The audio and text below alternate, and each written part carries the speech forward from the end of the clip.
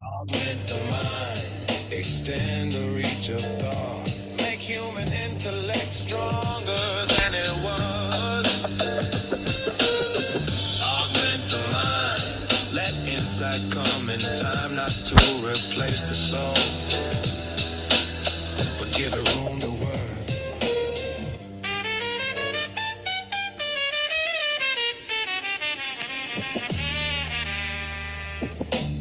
We speak not here of tricks that flash and fade, nor clever turns that serve a single hour. We speak of life lived in a thinking world, where hunch and trial, we're feeling for the truth, walk hand in hand with method, sign, and form. We're human since this matters. This is so coexist with language sharp and paired, made lean.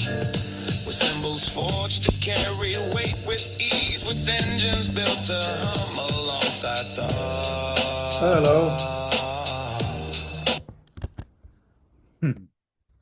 Good morning. I I'm will sure that was listen mine or not.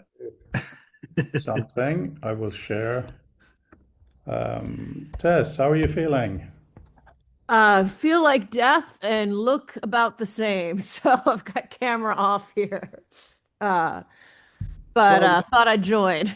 you have a very cool profile picture, so hopefully you will feel as good as your picture soon. I know, thank you. Then I'll just be in an I love it because it's an existential crisis only there on the picture. It was Yeah. one of the publicity shots for my book many years back. Oh, that's cool. We have a new name here, Charlton Rhoda, at least with Collabora in front of it. Hello, and gone. So we don't. Fair enough.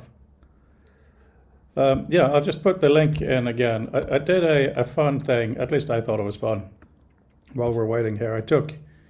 I went to my friend ChatGPT and I said, research everything you can about Doug Engelbart and write me a song. And it did. So then I said, okay, well, that's great. Now I want you to write a song that is all about what we should do. And it did. And then I did a few other angles on it. So I'm just having fun with getting different things. Like when you ask it to interpret something in the language of someone else, there's the odd thinking that comes up. So that's what I was playing in the background in the beginning there. And happy coffee to everyone. Hey, Rob. It looks like you're running out of time back there. It's Or running rather, it backwards. looks like you have too much of it, maybe. That time runs backwards. Oh, okay. Well, that's good. That's a clock in the Duomo in Florence. I was going to say, 24 is hour, that what? 24-hour clock that runs counterclockwise. Oh, yeah. No, that's cool. I was just wondering if that's why. Anyway, no, I won't say that quite yet. Comments can be easy. I was told it looked like a halo. Yeah, depends where you sit. Only if you sit in the middle, yeah. Yeah. There you go. Whereas Tom has the British Library for scaffolding. I've So been that's playing with getting Gemini to create digital versions of some of my photographs for various things, and this was one of the experiments. that sounds different. Hey, Ken, Hi, where are you? Is this your lab? It looks very cool. it's my office. Ah, okay. I have the Britannica and the World Book, the two competing, you know. Britannica's from 57. So it's got all these great descriptions of countries that don't exist anymore. And up-to-date technologies that everyone's forgotten. I was trying to not bring up too many things, but I must ask my American friends to try to do what you can to make sure we can keep Greenland, if you don't mind. We don't want that to disappear.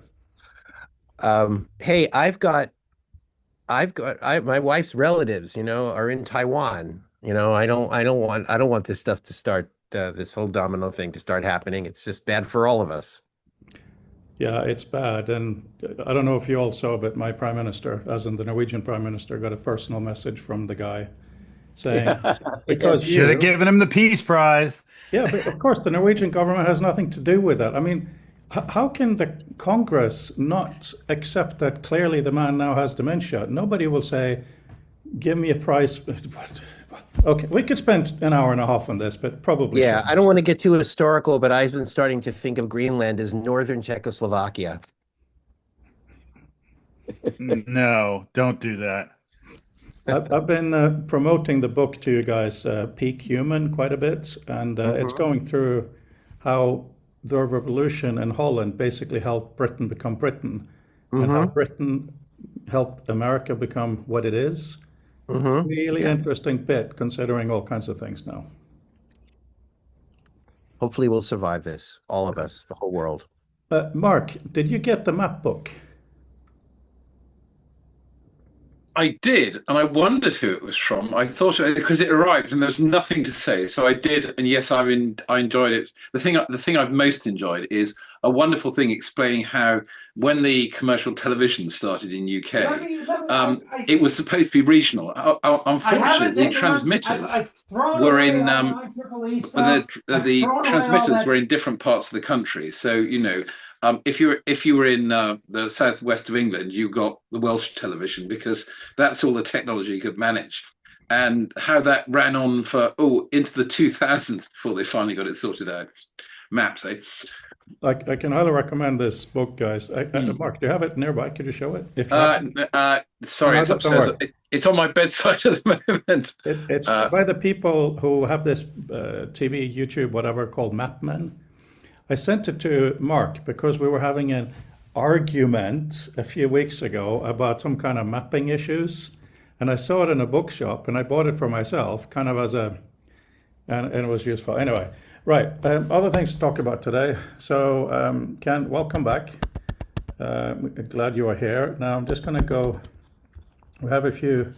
We're trying to be a bit differently agendaed with this. So let me just paste in the link here. In fact, I will make it easier for everyone to share screen. A few things to discuss.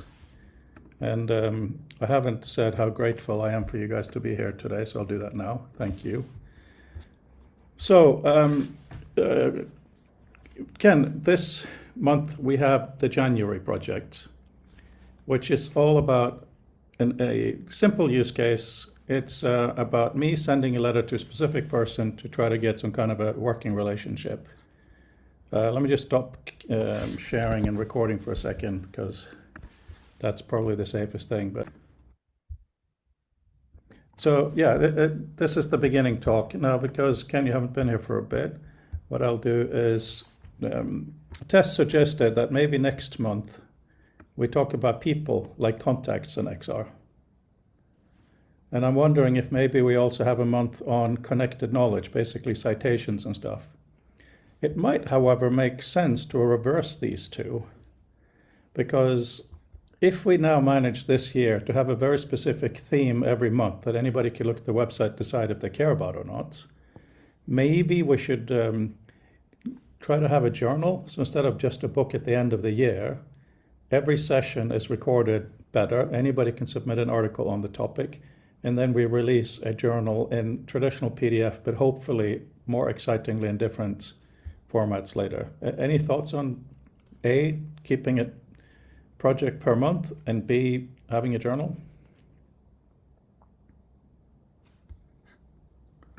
I can only see some heads and they're moving in all kinds of directions. So no major no's, that's fine.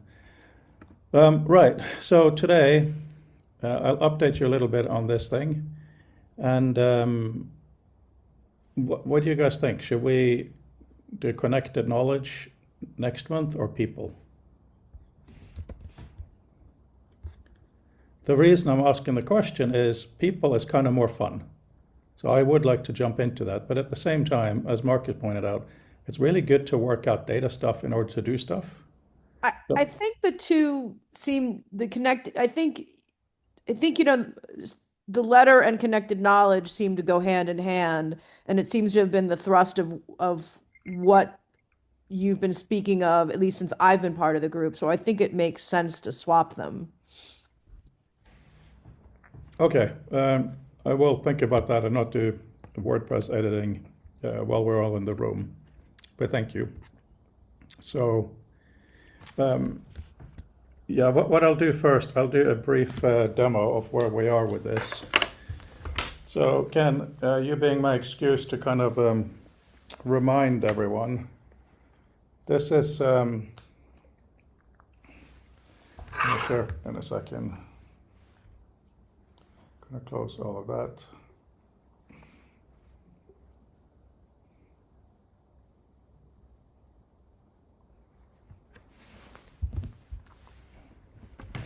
You can't see, right?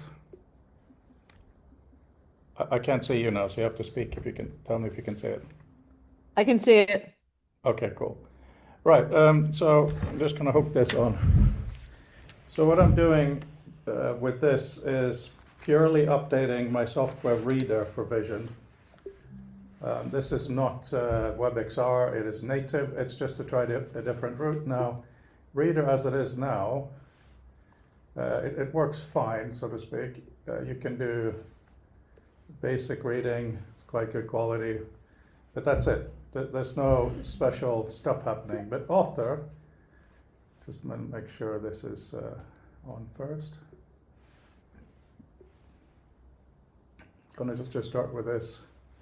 So what we've done is when you tap on Map, the map that we have on the Mac in Author is available.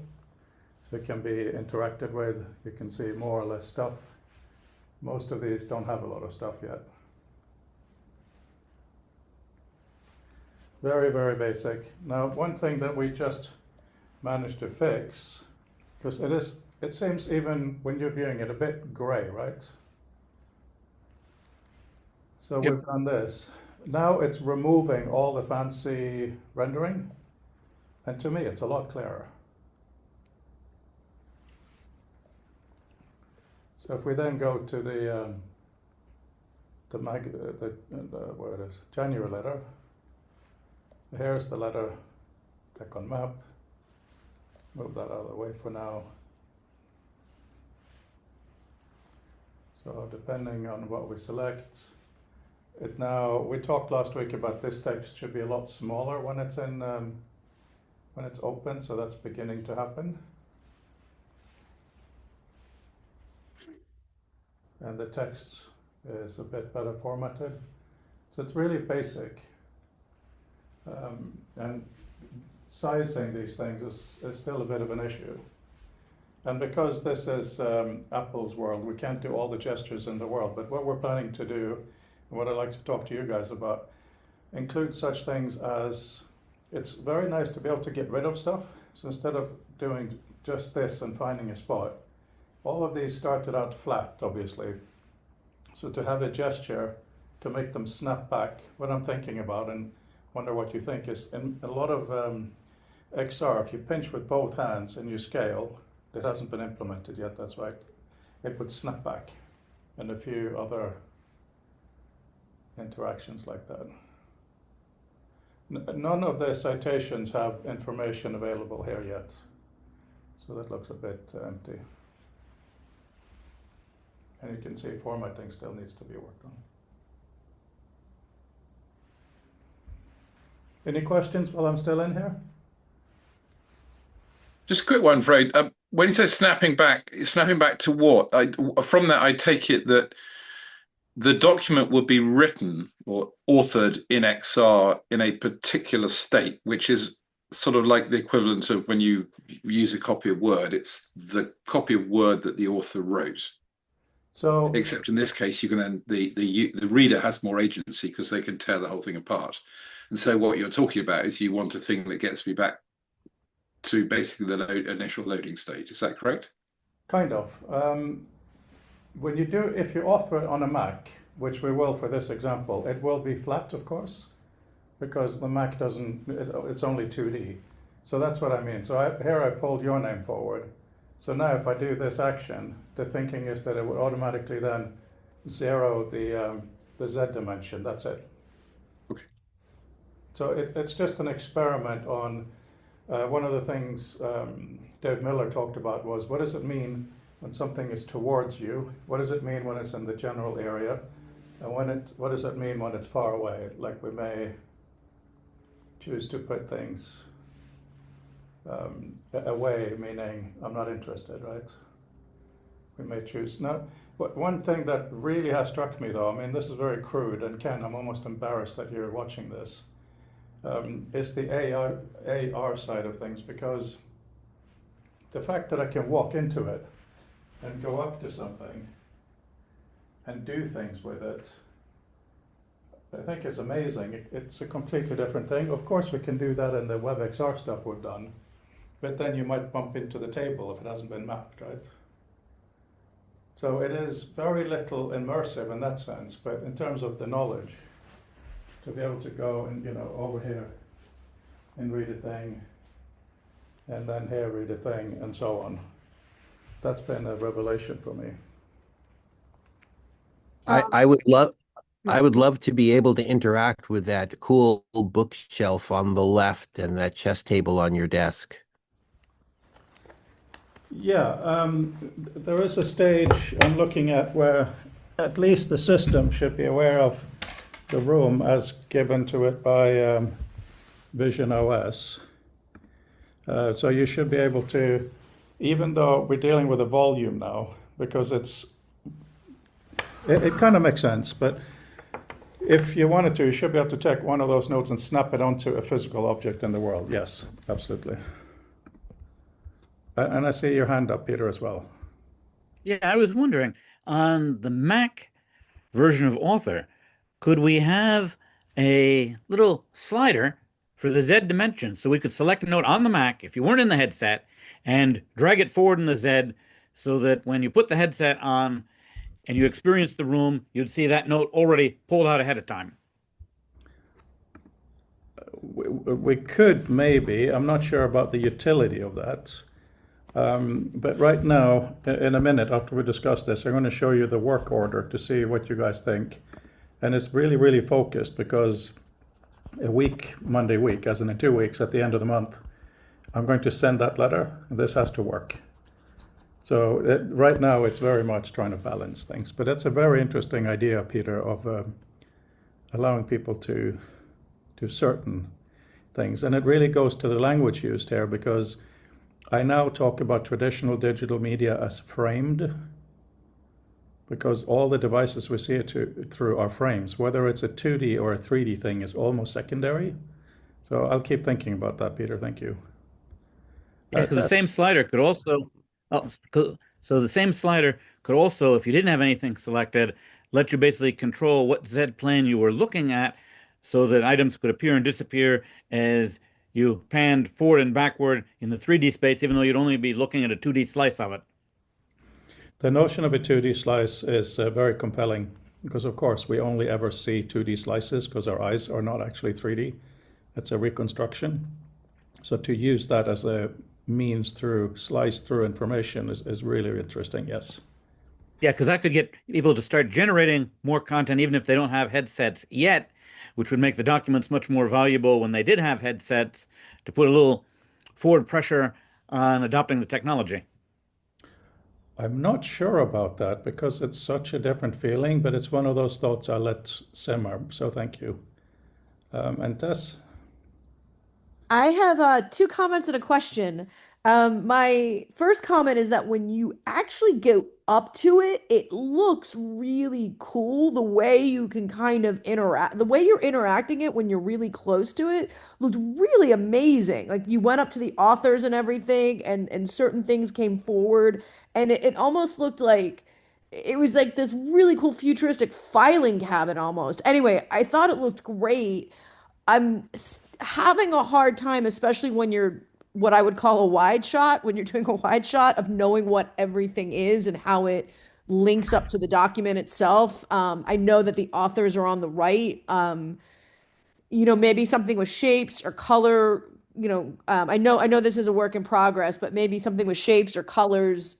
Something, an initial maybe like A for author, like sort of a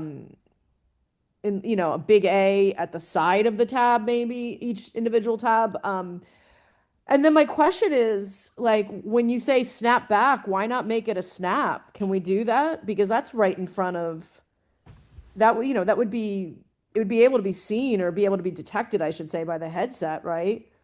I just think that would be cool. Like, okay, and go back, you know? So, very interesting things. The notion of what we see, we discussed a little bit every once in a while, and the notion is it's very easy to have the environment be visually overloaded. I agree it has to be more visual, so we're going to have to experiment step by step. I can't really do that now, but one of the thoughts is if your eye hovers on something for a bit, then a little A for author, what it might be, appears, so you know that. One of the key issues I think we'll be discussing for a while is, are authors different than persons in the view? Right? Is somebody who has authored a work in the view to be treated differently than someone who was referred to in the view? That's one thing. What was the second thing again? I said it looks great, and can you make snapping back an actual finger snap? I don't, first of all, my programmers don't have access to a headset, so it's very limited what they can do. This is not WebXR, so the limitations are really severe, and I think that's an interesting challenge. The reason I do this is, first of all, the zooming exists in the system as a gesture, and I'd like to try to use them. And if you do that, it just makes it small. And in this case, small is sending it back rather than scaling it back. That was the logic. Now, the idea of doing a snap, very often when we talk about these things, it's a very theatrical thing to do. So maybe we'll, if and when we can implement a snap, we'll use that for a summon maybe. Like snap, you get extra information or something like that. So definitely worth thinking about. So thanks, and Ken. Hold on. I have a design criticism. This is not a multi-person thing. This is a one-person thing. This is very, I guess we call in design world egocentric. You know, It so I'm can the be only shared. person. It can be shared. But what you showed and what you want people to experience and the thing that you're doing right now is here's me and here's my data. You know, I'm wearing whatever I'm wearing, you know. And then, so from that perspective, when you get close to this thing and this entire assemblage is on a virtual wall and it's a planar wall and it's flat, that's just wrong.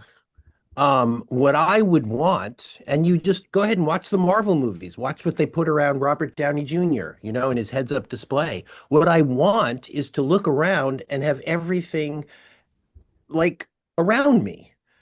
So for the demo that you're doing now, you would be much better served by thinking about this wall, this curved wall, which is my virtual proximity space. So as I go towards something, I don't have that awkward, oh, everything's off at 60-degree angle now.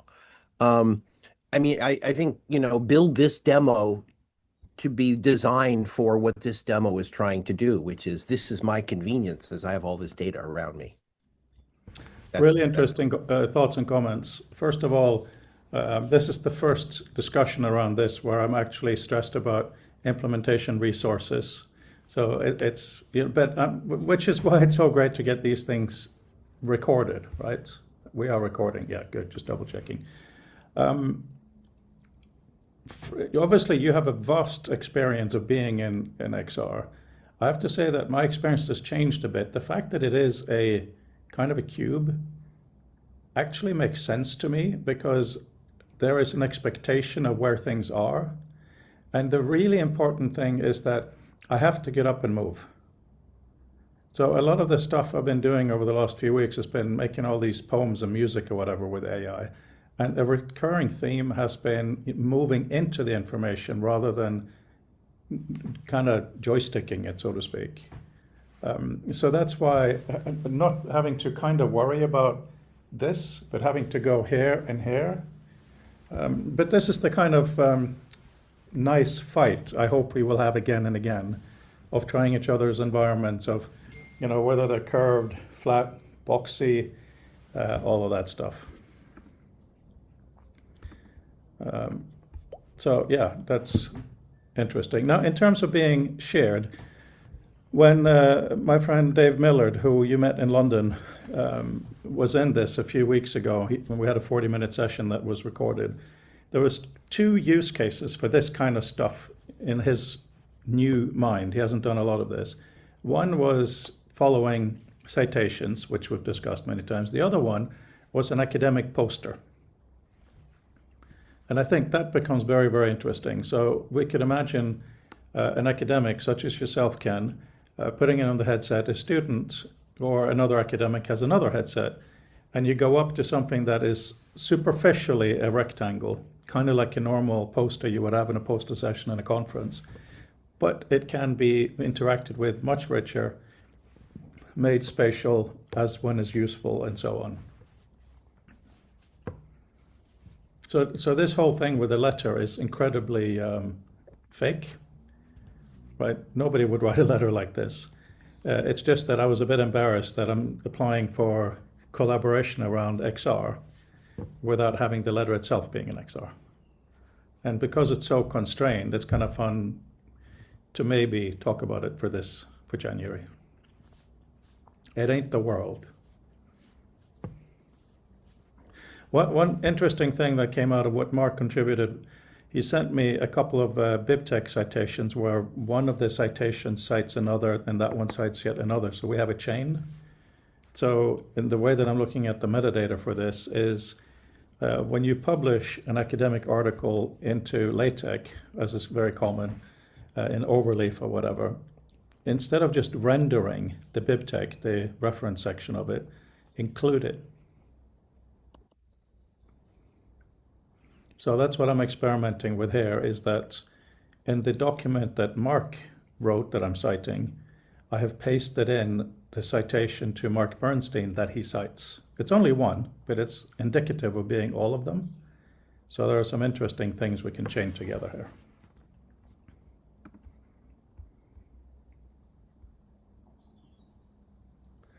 Does moving the data scale? Well, Mark, you want to speak those two? Oh, actually, Ken, since we're not finished, please go ahead. I wanted to also just quickly talk about how we deal with some of these issues that have been coming up with the chat about, hey, I'm dealing with lots of stuff and that's far away and this is close. So I'm not set up right now to put you into our XR experience, but I can show you a diagram, a figure that I made that kind of to try to explain some of this stuff. So if I do a share of this is what you would see at different times if you walk toward one of our documents. So here, if I'm across the room, you see there in the lower right, A Tale of Two Cities. And as I get close to it, it keeps changing and basically fading continuously into different versions of itself. And when I finally want to actually read this thing, I can just go ahead and just read all this text. This is not just one document, but this would be many documents all simultaneously doing their levels of detail based on my personal view of them. So that's been a lot of our general philosophy around this stuff. I think that's very, very important, Ken. Even though I'm in, obviously, the Doug Engelbart school of interactivity is important, I do believe that you should have to interact as little as possible, consciously. So the whole walk-up thing is really, really, really important. With this, we're one step away from it. And because the Vision Pro is not perfect, like no system is, if you do a pinch to reveal more and there's a delay or it doesn't work, that's actually a huge cognitive load. Because now you have stopped thinking about the information and you've started thinking about the environment. That's wrong. So to have an automatic system where you do that is really clever. I'm not sure if I can implement it for this, Ken, but thank you for bringing it up. Tommy. Don't ever call me that. Just kidding. Professor Hames, please go ahead. No, that's not good. Tom's fine. Anyway, I like your idea of a bibliography. And, can you imagine, for instance, if there is a way to automate this. So let's say you do it as an experiment, or as a demonstration. say 5 layers deep of bibliography. So you take your initial book, or I mean your initial text, and then you reference all the bibliography behind that, and then you take one plane of that, do the same thing to another plane and to another plane, just to show, because it gives you a logic for the z-axis, I think, in a way that otherwise wouldn't be the case, because then you could sort of walk your way backwards through your sources as well. So that you're looking at your sources, then you're looking at the sources of your sources, then you're looking at the sources of those sources, and you can decide how far back you want to go. But obviously that could go on ad infinitum, and basically everybody's related to the royal family. But you can set up within a bounded space. I think that would be a really interesting thing to say. Okay, so if I go 6 degrees of separation, where do I get to when it comes to bibliographic sources? Everything is based on the Communist Manifesto, probably, but I think, Tom, that's something I would definitely value. Now, also, first of all, thank you for bringing up that aspect, because yes, that is what I see the Z dimension existing as, having that. Very often when looking at our different stuff, I've thought about maybe a timeline literally being a line in space somehow. But if a dimension is time, yes. One of the ways we're planning to do the book, of course, was each year would be a plane, and then they would be organized by topic. So very much along the lines of thinking. Now, the challenges are amazing. As Mark has pointed out, academic articles, some of them cite a ton. Mm-hmm. So that doesn't say we shouldn't do this, but it means that the interactions to show and hide will be really, really fascinating and interesting. And I would absolutely love to see that. I'll show the work list as it is now to see if you guys want to edit it, but I'd love to hear from Mark first. So, yeah, one more quick comment on that, sure, is that I think you could automate this, because what I've found recently using AI is something that Notebook LM would not do before, but now will, is generate a bibliography of all of your sources. And that's something that's relatively new, I think. And that I find to be really useful, because then I can not only have a traditional bibliography, but I can also have it connect up all of the websites if they're available online. And I think you could do something with that as a way of generating this fairly quickly. And then it just becomes a technical exercise to layer it. Yeah, might be worth playing with. That's probably what we should. I mean, I can't afford to implement now, but I think it's really, really important we get these ideas down. And next month, when we do connected knowledge, this seems like a prime thing for that. Now, we can look at WebXR, but if we look at it within the Vision OS, one of the other built-in gestures that we can use is twist, to turn. And I've been looking at that in many different ways. And I could imagine doing this to change what the different dimensions mean, right? So depending on how you twist it, it's like, do this, and now the Z dimension is time, and it organizes along that. But then if you do this, something else happens. So to get that in is really, really useful. Thank you, Tom. Mark. A couple of good things. To take the last one first, just thinking to further to what Tom was saying. One of the things to think about is, I hear it when people talk about it, what people imagine is you have a list, A goes to B, B goes to C, C goes to... In fact, it's not like that at all. In fact, it's messy. So everyone quotes D. So you've got all these sorts of loops, and suddenly your simple networking layout graph is struggling a bit. And that's not to say that people haven't sort of solved that problem, but it's just far less simple than imagined. And I also hope Gemini is even half as good as the average human at actually doing citations right, because my experience is most aren't. Most people take whatever crap they clipped off something, put it in another app, and then they just put whatever crap comes out of the app into their paper, because that means there are things with numbers at the end, and that gets a tick. Do they ever look at them? Probably no. So there is actually a genuinely unseen amount of work in a whole subject area that, if somebody's going to have to do, maybe not us, but we just need to take that to point. My point about scale was slightly different. I very much take Ken's point, and we've talked about this sort of decomposition as you get in and close to things, which makes an enormous amount of sense. It also means there's yet another thing that the author has to do, because in order to do that decomposition, which I presume that you're doing sort of by hand at the moment for good reasons, because you're experimenting with the effect as much as saying, okay, now let's take everything on the shelf and do that, automatically press the, make me a decomposition button, which of course is somewhat harder. But I was just thinking about, so the demo you've got at the moment, okay, I get the letter, I put the headset on, and I see this sort of spatial spaghetti. Has this enriched my knowledge? I'm not being flippant, but I mean, what more am I getting? And if that's just one letter, what are 10 letters going to look like?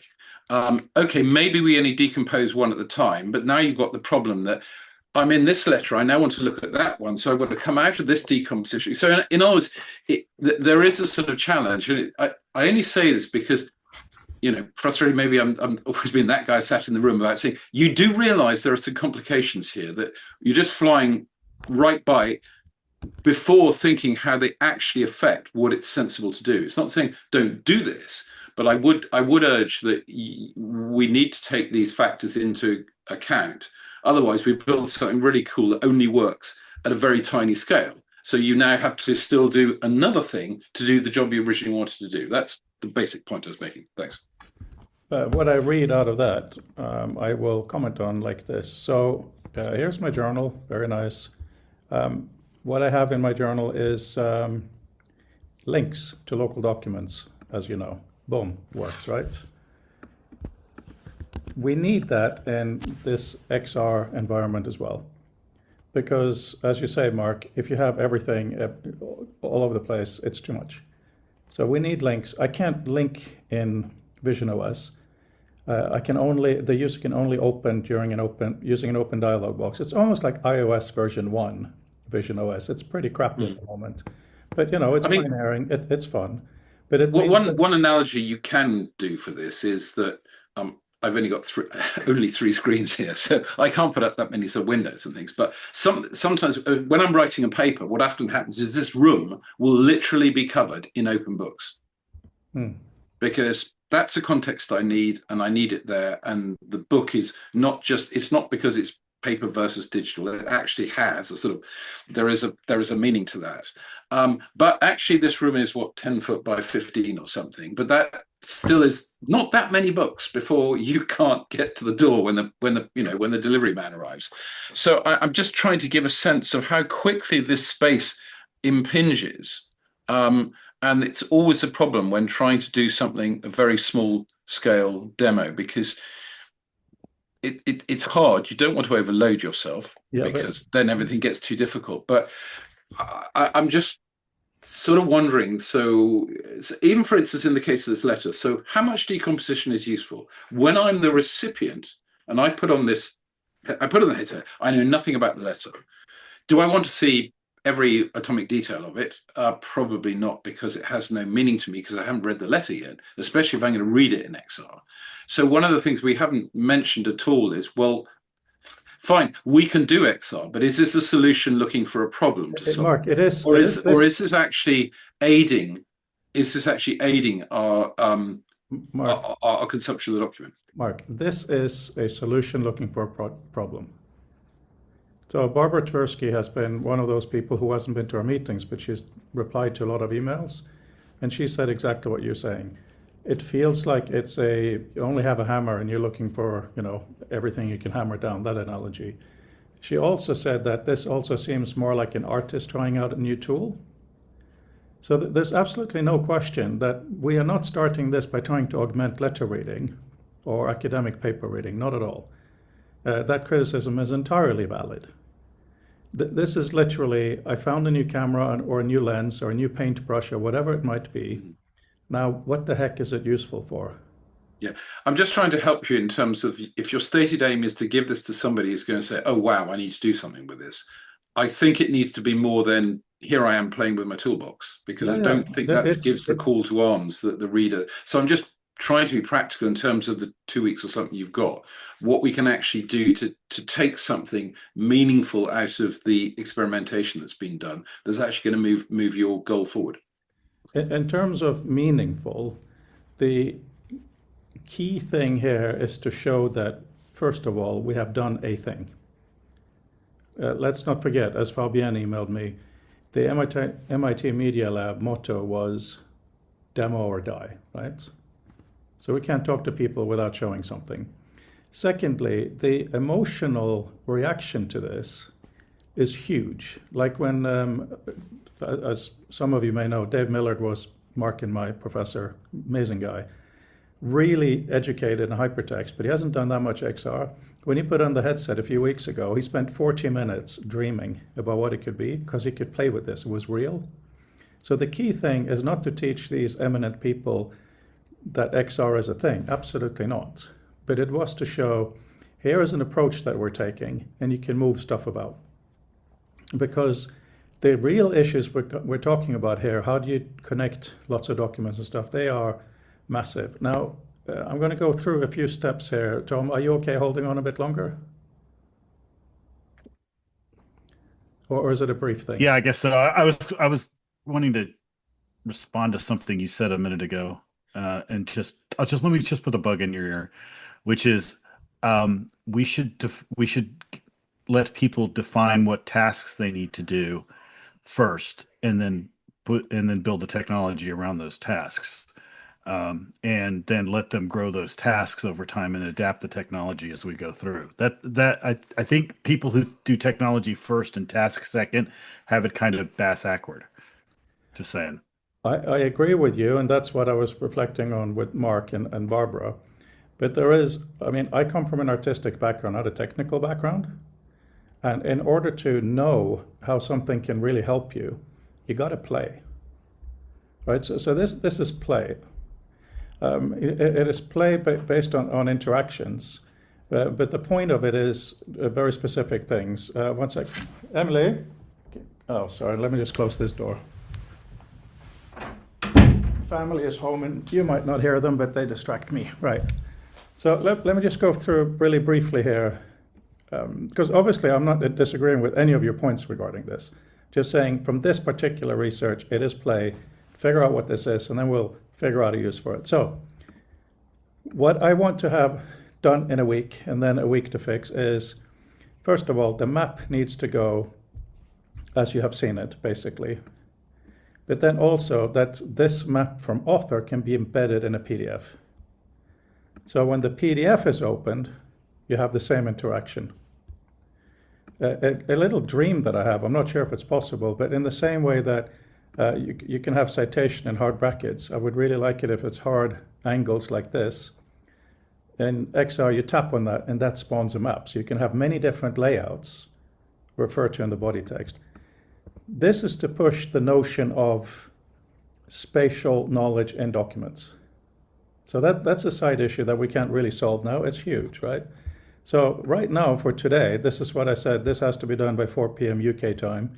And they couldn't do all of it. That's how crap the development environment is, right? Fix the color, fix the layout. We'll have to keep going. Very obvious stuff, but it's important to get right. We have some things in Reader Mac, which I'm not going to bore you with, that needs to be fixed. Then we have to make sure that the export and all of that works in Author. And then here are the two things that maybe you'll find interesting to discuss. One of them is the gestures. I'll go back for us to discuss them. And also, because you cannot have buttons on these nodes in space, it's not allowed in Vision, the bar underneath the document, when you click on map, will have a bar above it with further options, and the document will go away. So you have kind of a floating toolbar. So in there, and it's a bit detailed to go through just to give you the thinking, if the user has selected nothing, then the bar will have, all of them will have Ask AI, because Author Mac has it, it will not be enabled. Selection, which will give a pop-up menu to select all people or whatever in the scene. What to show and hide, and then a little plus to add a new node. If one node is selected, then you will have further options, including the snap thing we talked about. Because even though we want to have a gesture, we probably should have a button as well, right? An option to select similar. You've selected one person, certainly now you've selected all people. And connected, which is connecting everything that is linked to that. If several nodes, and that's the last category, we have the same ones, but we also have focus. Focus does this. Whatever you select, if you do focus, everything else disappears. Right, which is really, really important. And then we have options for sorting and layout that you've seen, including the Z dimension, right? On citations, there's more, but that hasn't been thought about. We need to do that together. And then the final things is to be able to put all of that layout into the Mac, export it to Reader. So if we then go back to gestures, I think we've discussed them. Edit is double pinch, move is, as you already know, snap is this thing, and focus is maybe two-handed pinch or something. And I have rotate to edit, but I think maybe rotate to do what Peter talked about would be more interesting.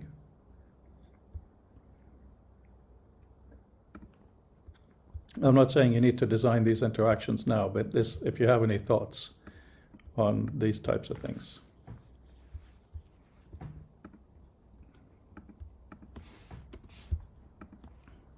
Also, now that we're going to do the journal again, if you disagree with any of this, which I hope you do, like Ken just did, if you could be bothered to write it down, that doesn't sound nice, but I'm trying to provoke you, send it to me and we'll put it in the journal.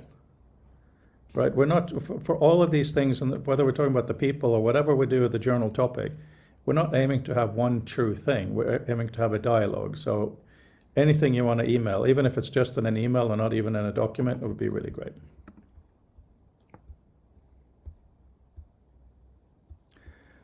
Looking at the comments, Snap appears to be reset Z-axis. You're absolutely right. A lot of these things will need better names. Can Vision OS tell if you have an eye closed? Not to my knowledge. Interesting. Snap does have ambiguous meaning. Look at that. Anchor is good too.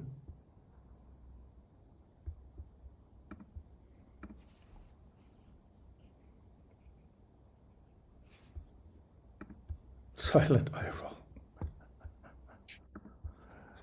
Right. Okay. Lots of thinking going on. I have a question. Is the letters going to Todd? Is that right? Todd No, it's not. It's not going to Todd.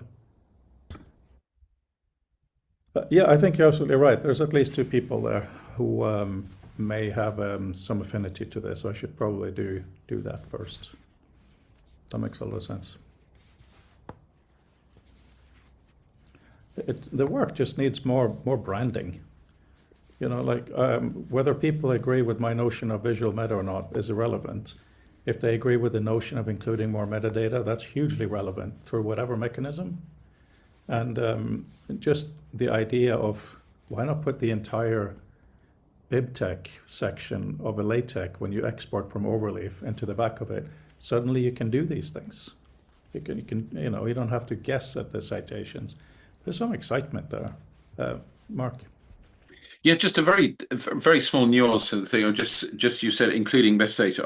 I think one of the things that's happened as we've gone along is essentially we're ending up something where we just add, oh, let's put that in as well. And in fact, what we're creating is sort of duplication rather than, most people are on the opposite escalator. What you're trying to do is remove the duplication because now you've got to keep concurrency across all the records. But I think it's worth drawing the distinction between the extra information you need because it's necessary to the thing you're doing, as opposed to general metadata that already exists that you might find useful to be in there. Because they are separate things and they probably want to be considered. I think it makes it easier for you to work with them and explain why different things are being put in different places. It's a small nuance, but I think it will help you.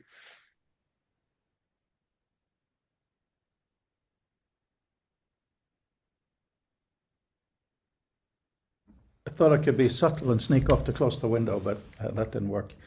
I think you're right. I mean, most of when you author in Overleaf or whatever it is, there's a lot of metadata there that gets thrown away.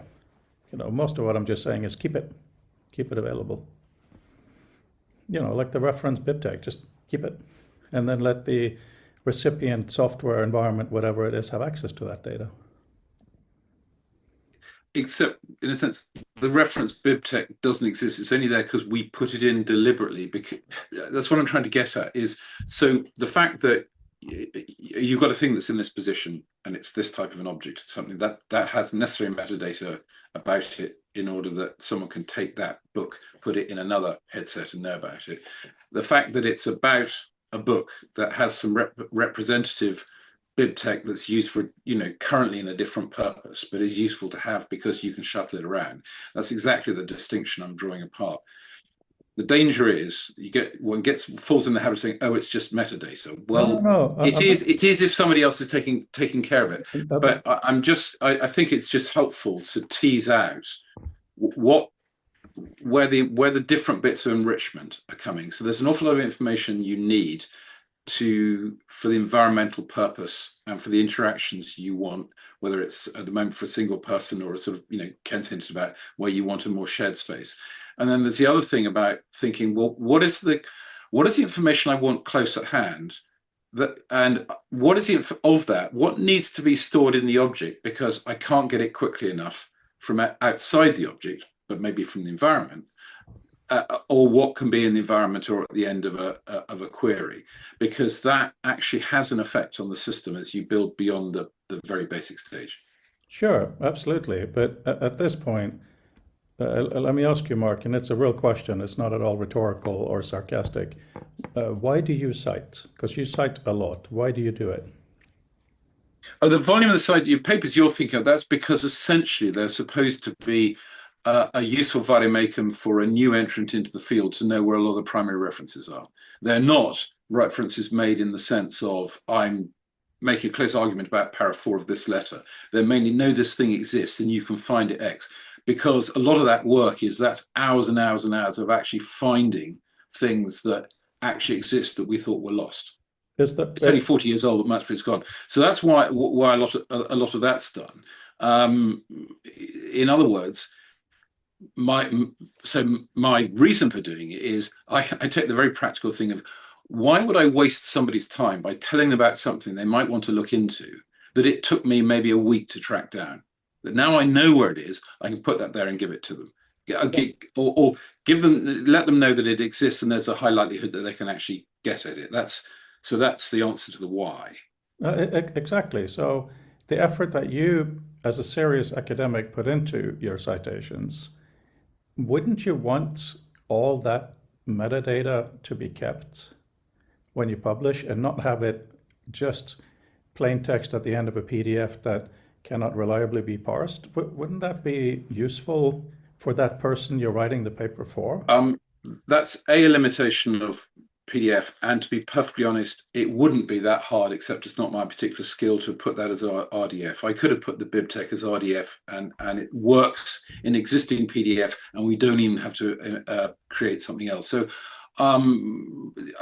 it's no one's asked for it. In fact, as it happens, when I do publish, so for things like, doing a lecture for Dini's course next week, they're getting actually thousands of references in BibTeX form alongside the presentation, simply for the very reason you've mentioned, because I don't think everyone's going to want to use all of them, but I can almost guarantee everyone will want maybe one or two of them. And why should they waste their time looking for stuff that is hard to find, but somebody already knows has been properly sort of brought to bear? So I'm not sure the PDF is a particularly strong example. This year we're not allowed to talk about PDF versus other media. We're using. No, I just meant in the way. Well, you said, well, why don't you do that?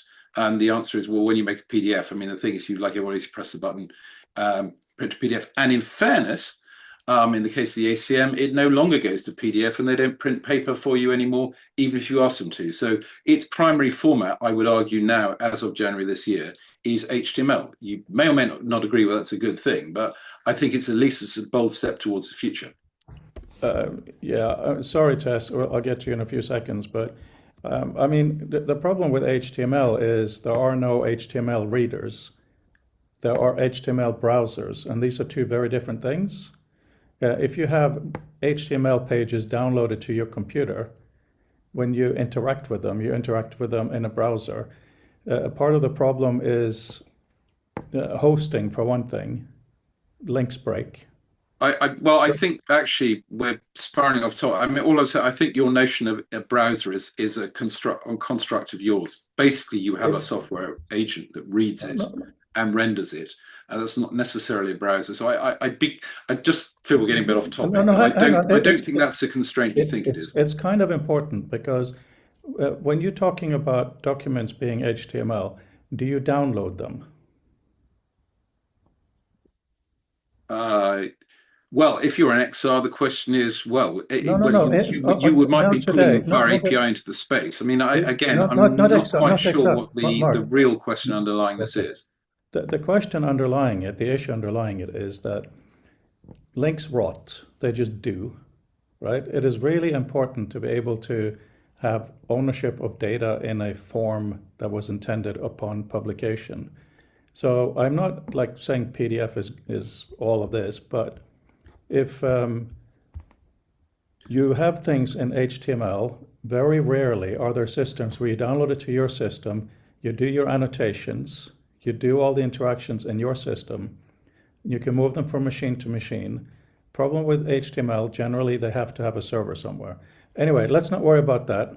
And Tess, over to you. We will return to this, I'm sure, many times.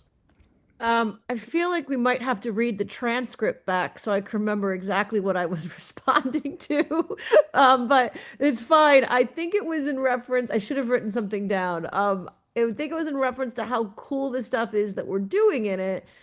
That we're kind of in there, we're playing around, we're finding all these neat ways of doing things. And I guess I just keep coming back to, it's only great if people have the hardware. And I don't know enough about the adoption of the hardware to know that, like if this is going to be a thing like the iPhone, where at one point no one could even fathom a world where people were going to spend $800 on a phone that did so many things we didn't need, and then now it's just ubiquitous, or if, but I wonder, like, if this might be amazing for academics and people writing papers. But like, what academics have the money for this, I guess. So I just wonder, like, it is so cool. How do we, is it a business that's going to come along and we're going to be there developing the technology for it? Or is it something that we need to get into people's hands, if that makes sense? There, I'm very much in Alan Kay's side of things, where for research, we should be ahead of the curve.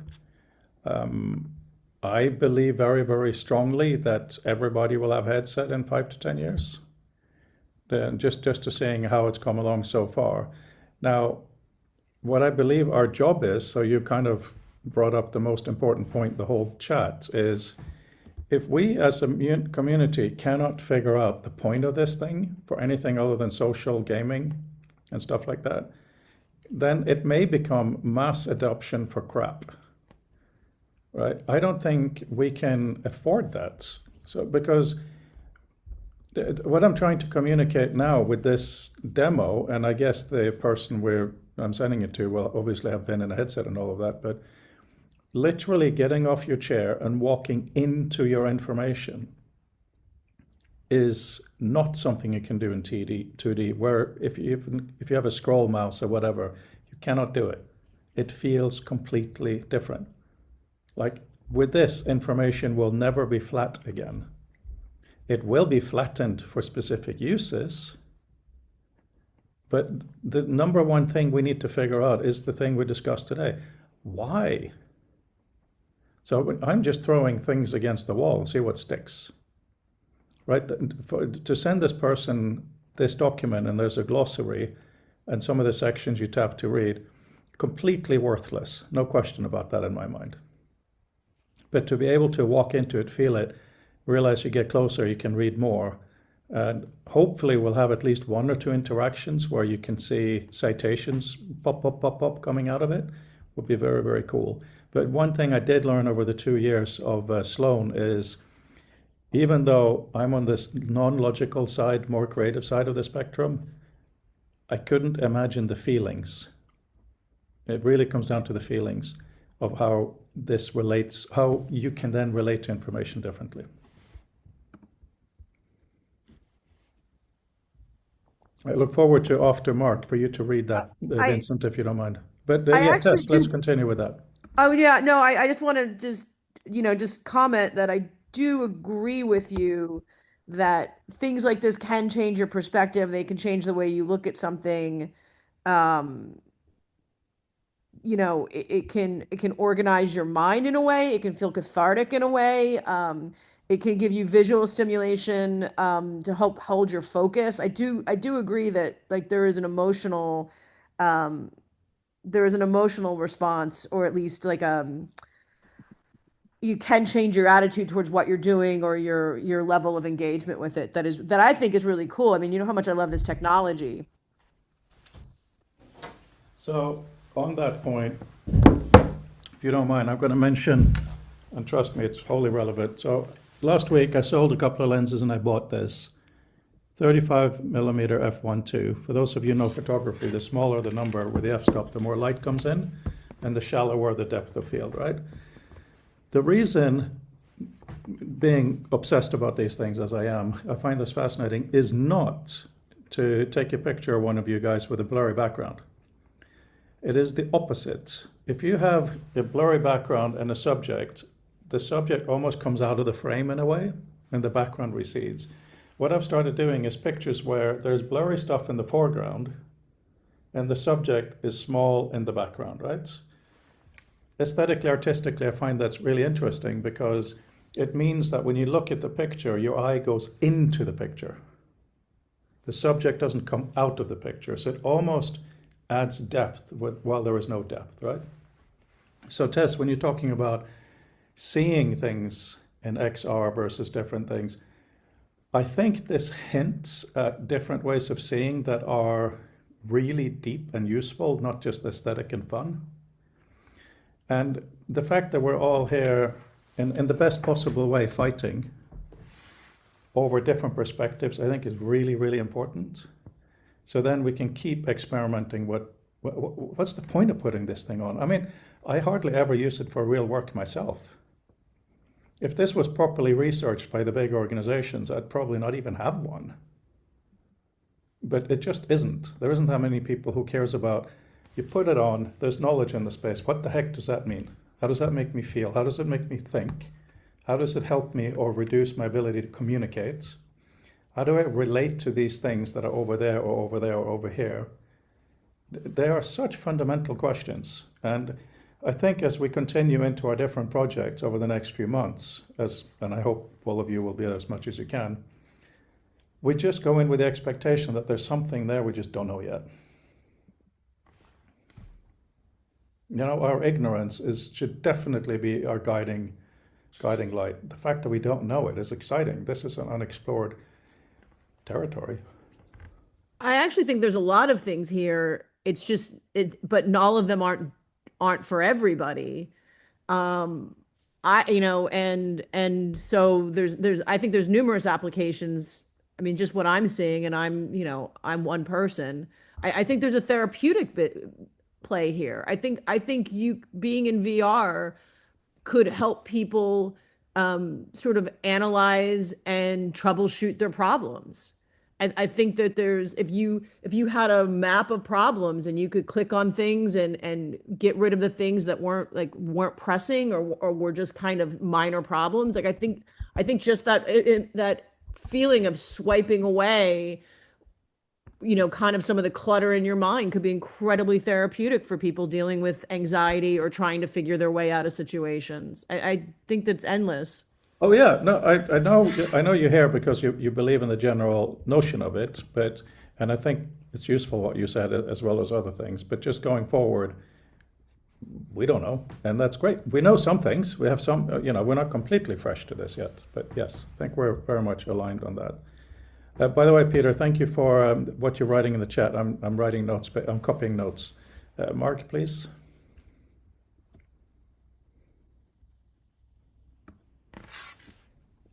You're still muted, Mark. Apologies. Two quick things. One is to put a large pin in the thing. You mentioned extra, and I keep fading back to think, okay, so what is the extra here? If I beyond the composition of a text, I can read in linear form.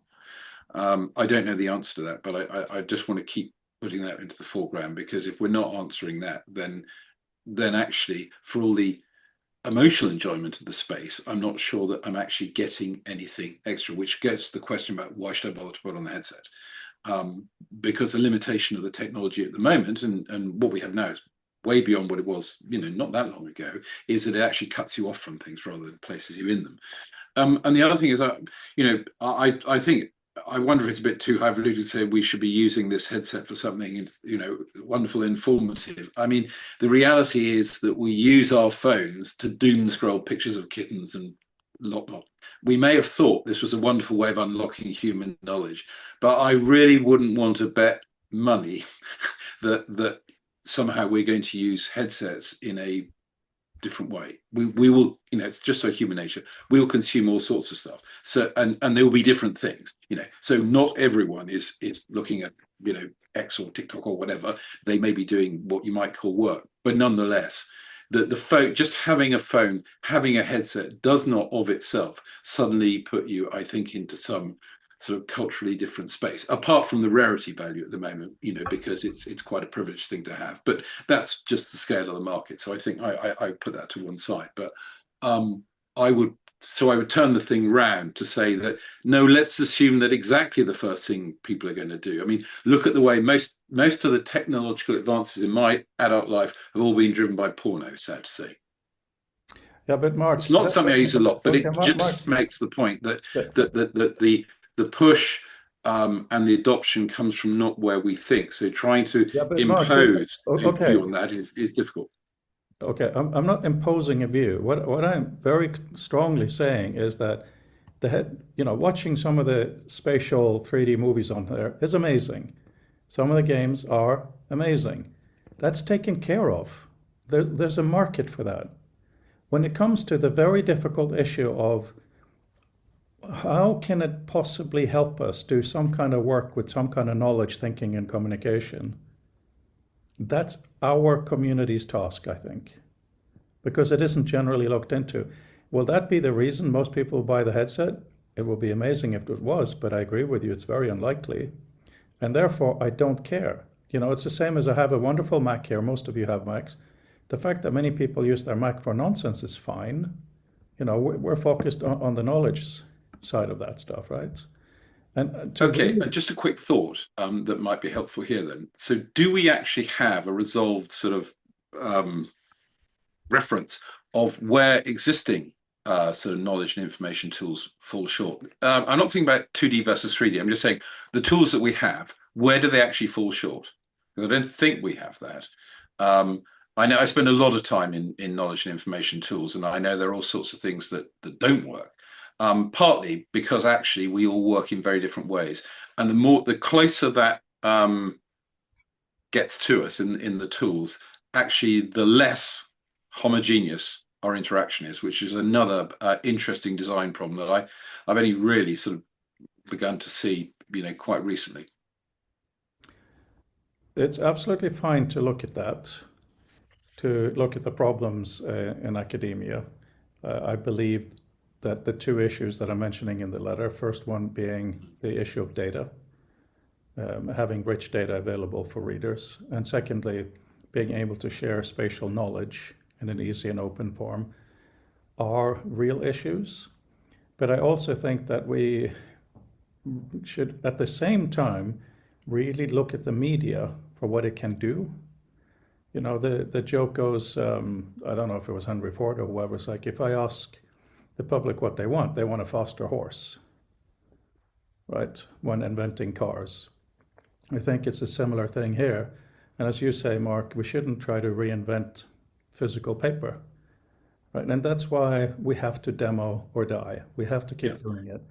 So what I was suggesting in that was I think my point was perhaps missed, is that, this isn't about asking them what they want, because you rightly say we're very bad at knowing what we want.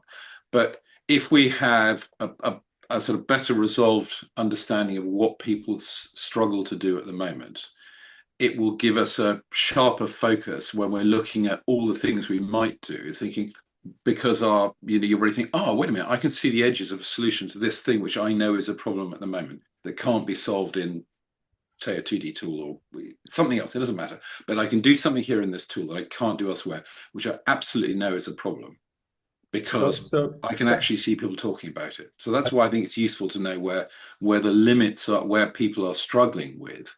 Not that I want an app that does X, right? I imagine this, but actually, there is a thing I can't do at the moment. Right. So I think it is very, very, unless you're talking about something, I don't think we can approach that question without knowing what XR can do. To know what XR can do requires a lot of play, a lot of experimenting to experience. Right? Human imagination is incredibly limited, at least mine is, and I am a relatively imaginary person. So to look at a problem in academia, such as whether a citation is correct or not, whether people follow citations, whatever the problems might be, and there are numerous, and say, in XR we have the additional Z dimension which allows us to do this. Someone else might be able to do that. I cannot work like that. Yeah, I'd be worried about associating knowledge too closely with academia. There's lots of knowledge that exists outside academic work, and so it's all too easy to say, to fold academic work and the process that is part of academic knowledge building with knowledge in general, because the wider area actually tends to be far more dynamic, and that's why it's interesting to look at what people are doing with their, the tools they're using to handle information and where they're hitting problems. So you look at things, at the moment, just think of things like Roam, you can think of things like Obsidian, you can think of Notion, Draft, all these things where people today, that's where the space is. You're welcome to do that. And Astral, if you don't mind speaking that, and also Vincent, there's something from you earlier, but Mark, that is an absolutely fine approach, but I'm not taking it. Right? The approach that I'm taking is, here is a new medium, and you rightly say that I'm a very visual person. Oh my gosh, we have blue paint from Afghanistan. Didn't have that before. Let's start painting and figure out how it changes pictures. We don't ask the question, what should be blue necessarily? Although that's a really bad analogy, because obviously we could do that. And note that wasn't what I was just make the point that I'm not interested in people's problems. Mark, I'm not interested in people's problems. If you are okay, Peter, I've got all the prompts now. Thank you. It's kind of a lot popping up. All I'm saying, Mark, if a researcher wants to go and do surveys of what the issues are around knowledge work, fantastic. I'll buy them a coffee.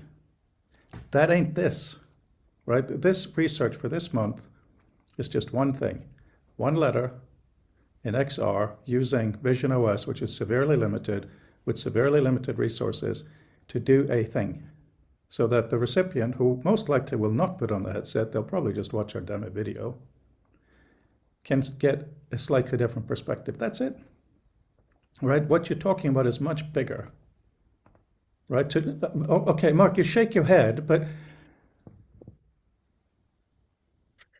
what are you're saying we should look at what people have problems, things that can't be done in XR. Is that right? No, it's just to be aware of them. I just don't think, when I look at what we haven't achieved in the last 2 years, I think there is a genuine problem. You're absolutely right about demoing things and building things so we can see them.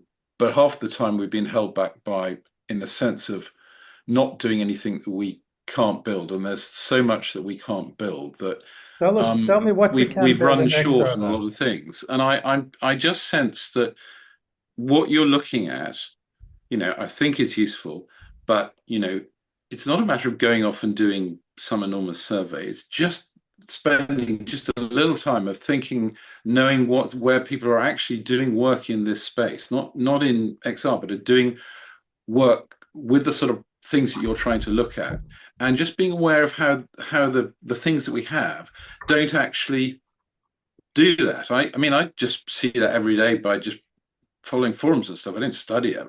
I don't have space in my diary to go and start some big study, but I'm just aware that there are lots of things that people sort of are looking at, But and Mark, I don't see that but- mapping but onto what we're Mark, doing, and I think Mark, it doesn't Mark, help us. Mark, I don't care. I have to be plain, okay? If you care about it, that's great. And we're different people doing different things. But the point is, I don't invent based on people wanting a faster horse, right? I have to look at things differently, right? So what I try to do is find out what are the capabilities of this thing. And hopefully it will come a day, Mark, where the capability matches a need, right? If what you're saying, if we were starting a business, if we were looking at, I mean, as you said, people, when I started my PhD with you, you're already there. One of the things I learned is that there is no one way to do academic knowledge work. There is no one type of reference manager. There's no one type of citation system to use. Documents don't include their own metadata. It's an absolute effing mess. And as part of my PhD, I did do a survey of how people manage their references. There is no uniformity. Some people use their own papers, the reference section, because they know they will find something there. Some use Zotero, some use Mendeley, some use other systems. Some people use folders. It's an absolute mess. All I'm trying to do here is twofold. One, the things in the mess should be knowledge objects that can be put into other messes or organized. That's the notion around what I call visual meta that you understand better than anybody here, right? You helped me develop that. It's basically copy and paste BibTeX. Nothing new invented at all. Just saying, stay with a convention. This works in LaTeX. Let's move it about. The second part of this is, with these infrastructure bitties, we got to have fun. We got to play around with XR just to see what's cool or not. That's all I'm saying, Mark. Other people, sorry if I repeat and it's a bit boring, but if we were starting a business, we'd have to do it very, very differently. Find a market need, all of that stuff. This is an artistic vision. What the heck is a headset? How can it help us think? So, Vincent, you wrote something way up. Do you mind reading it, or has it gone past? No, I was looking into. I just did a sort of quick précis on the person who the letter's addressed to's background, and it seems there's a very consistent theme that her work has consistently revolved around digital divides and access to information and making it more equitable and removing barriers to data. And just personally, that ethos of, so when I used to work all those years on working with London street homeless, and we'd often get very keen, people would come on board, want to work, and they'd be really, really starry-eyed and full of vim and vigor. And you had to kind of rein them in and say, look, you're going to burn out very quickly if you take that approach, because you're not going to solve this problem. You're not going to clear the streets of all the homeless people, etc. So you just have to keep it in mind. You're not fighting to win. You're fighting because there's things worth fighting for. And I think in the same way, this isn't about, if I was to frame it, it's not about presenting that solution, that look at this amazing thing. It's because, as I've said previously, we're in this incunabula period. Information is coming off the page from being fixed, solid, set, sacred, and scarce. And everything you're working towards here is making a physical representation of that freedom that information is now happening with information.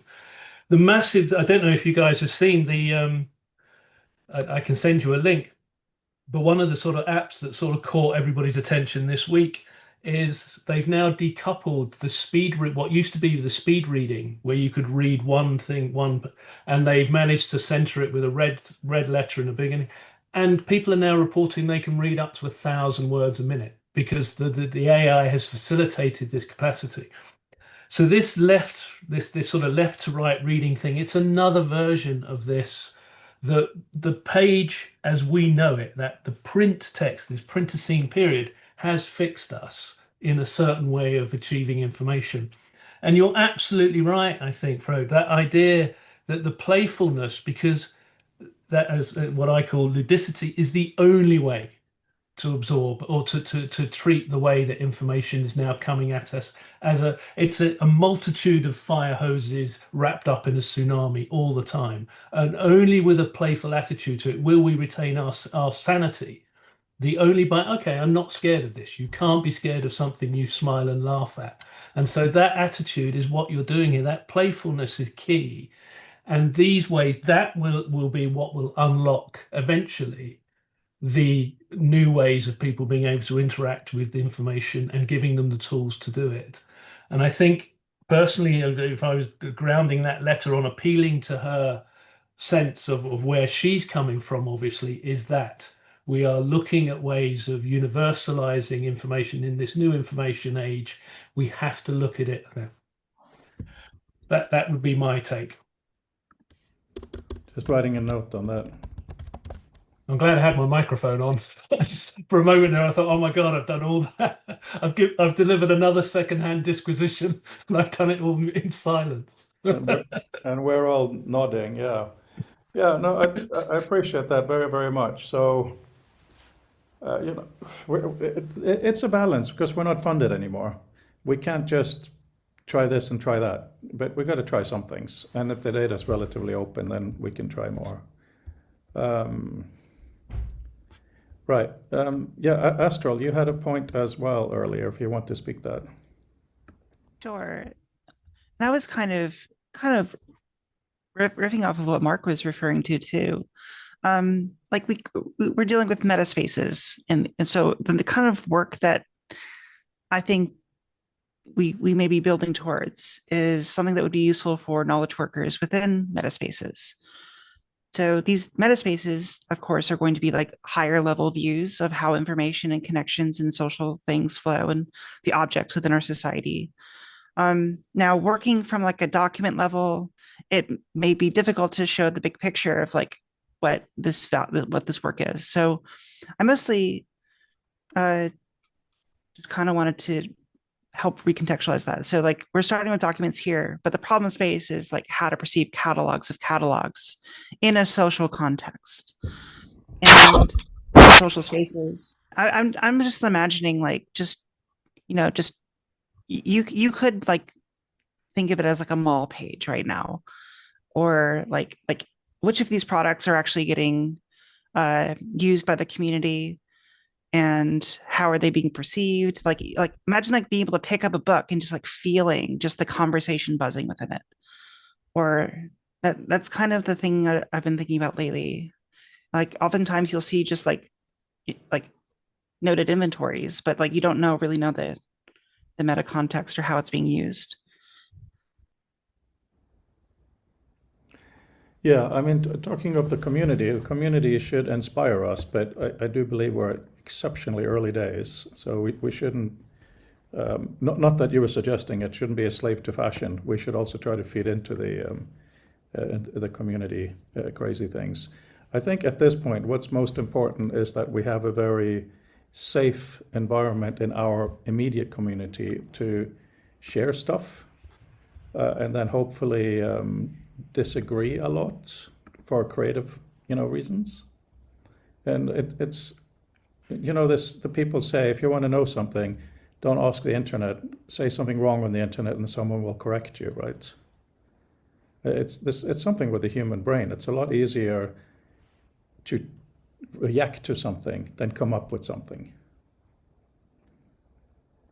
So at least within this particular letter, now this week, I'm going to try to see if the basics can be done for this. There's a few concepts to kind of show. But I do think that going forward, doing the letter is kind of stupid. It was just a grounding for this month. And then we need to decide where is academic or where is intelligent conversation or whatever we want to call it in the future. What do we want? And since we all have strong opinions here, just make sure we write some of them down. And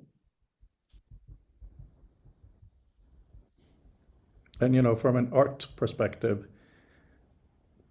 when you do an art thing, there needs to be a frame of some sort, right? There needs to be a limit to it. And I think that's what a document is, like in documentation. What we mean by that, of course, it should be, well, I mean, one of the songs that come out of this that I've co-orchestrated with AI has been very much about confusing the archival robustness for interaction. These are very different things, but there you go. I'm in the meeting. My snack box. What, in the dishwasher I got. We need it for tomorrow. Okay, in the dishwasher. Sorry, everyone. Snack boxes are very important. Yeah, Mark, you're saying we have too many apps that, what? I mean, what I'm trying to do here is two opposite sides of the thing. One of them is we got to be able to share bits of knowledge, right? And this is where an individual BibTeX entry is so useful. Like what Mark sent me in an email was just 3 or 4 entries for different journals.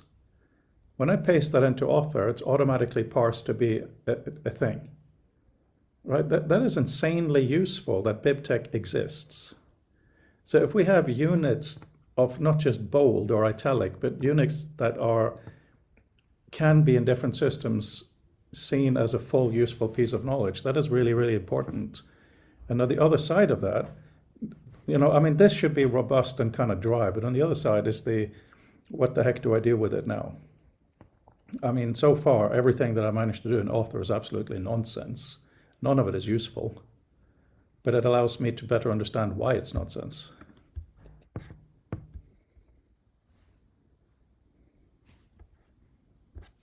Just looking at our comments here.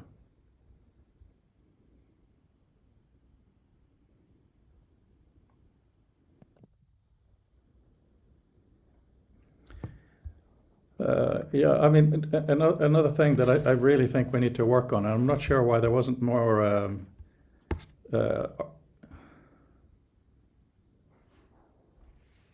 yeah, okay, BibTeX is not a formal standard or formally maintained. I know it's a point of failure, but that's what human knowledge is. It will always be fragile. It will always break. Our job is to kind of do the least horrible side of it. But going forward, I think it is, this is what I was saying. I don't understand why there's not so much appetite for it. A 3D knowledge space. How can that not be important to have an open? It's 1 o'clock. I don't get that. That's why we're experimenting with this. Just so we can share it. I do not. I mean, like when you saw my little demo earlier, you see, the blocks, they're really rendered in the space. And then I click a button, suddenly they're just white. They're actually easier to read when they're not rendered with textures. But all the 3D formats. Oh yeah, see you later, Vincent. We need to finish.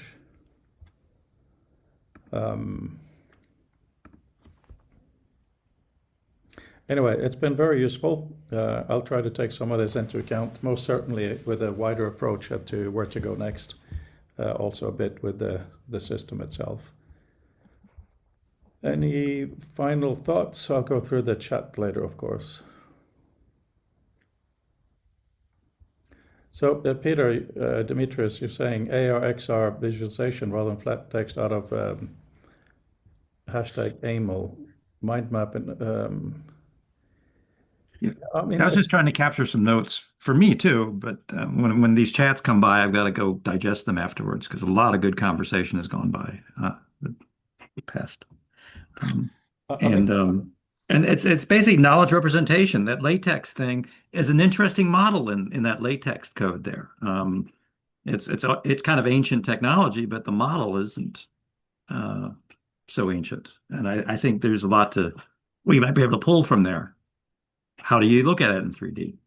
That's really the visual metaphors aren't there. You're evolved over the past couple of years. What I've seen since I stepped in to become a fly in the wall in this group, I really wasn't driving anything.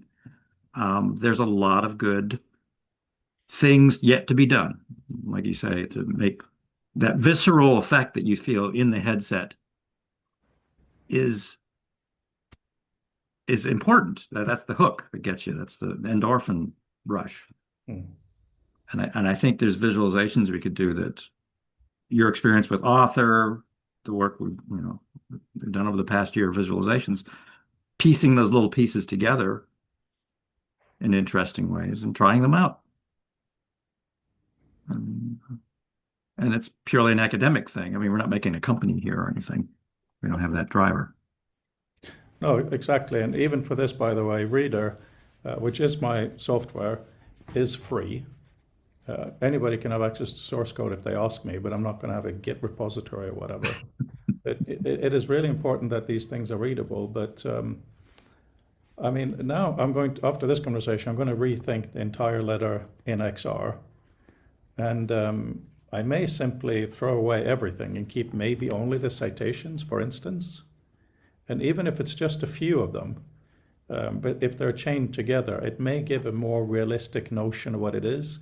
But at the same time, having an overwhelming amount of nodes that in the beginning is a bit whoa, and then you start walking into it, is also quite compelling. But then that's a different view. I mean, you got the storybook. You're telling a linear story in visual form, so you want to have all branches shown. But looking at the entire branch, or saying here's a 1,000,000 node network, just looking at it and rotating it in 3D gives your brain something that's an aha moment that you don't get by following a linear story. Someone's trying to lead you down a series of nodes or a book, a path, a journey. And those nodes are all there. We just can't see them.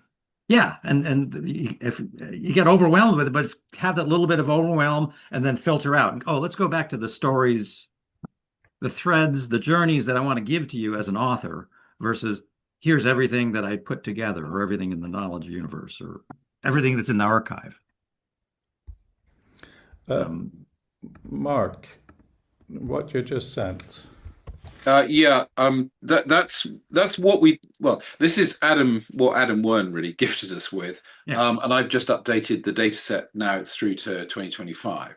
The reason I mentioned it, I was just thinking about your point about, okay, well, if I throw all the rest of the stuff away and I just take those citations, and I thought, okay, fine. So we're sort of thinking about, citation trees. So I just thought, just to remind you that to go back to that, and as you know, if you press tab, that actually toggles between a couple of essential visualizations of the same data set, and you can walk around it like you can walk around a sort of Wikipedia in a way, as long as there is a link to follow, because basically it's all built, all the links in this data set are that a paper has cited or been cited by another paper in the same conference. So it's 35 years worth of one conference.